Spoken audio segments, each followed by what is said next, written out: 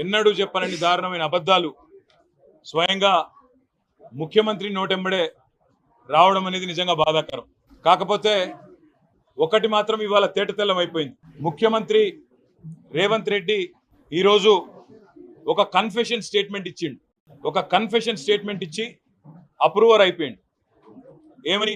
నా వల్ల కాదు ప్రభుత్వాన్ని నడపడం, నేను ఇచ్చిన హామీలన్నీ తెలివి తక్కువతనంతో ఇచ్చినా, నాకు తెలియదు 6 గ్యారెంటీల అమలు సంగతి కానీ, రుణమాఫీ సంగతి కానీ, మిగతా విషయాలు కానీ ఏదో తెలియకుండా కేవలం ఓట్ల కోసం మాత్రమే నేను హామీలు ఇచ్చినా, అప్పుడు బుకాయింపు మాటలు చెప్పినా, కానీ తంతె గారెల బుట్టలో పడ్డట్టు అనుకోకుండా వచ్చి అడ్డిమారి గుడ్డి దెబ్బలక ముఖ్యమంత్రి అయినా. ఇప్పుడు ముఖ్యమంత్రి అయినాక నాకు నడపస్తలేదు, నాకు వ్యవహారం తెలుస్తలేదు అనే కన్ఫెషన్ స్టేట్మెంట్ మాత్రం ఇవాళ రేవంత్ రెడ్డి గారి అక్కసుతో కూడిన మాటల్లో స్పష్టంగా బయటపడ్డది.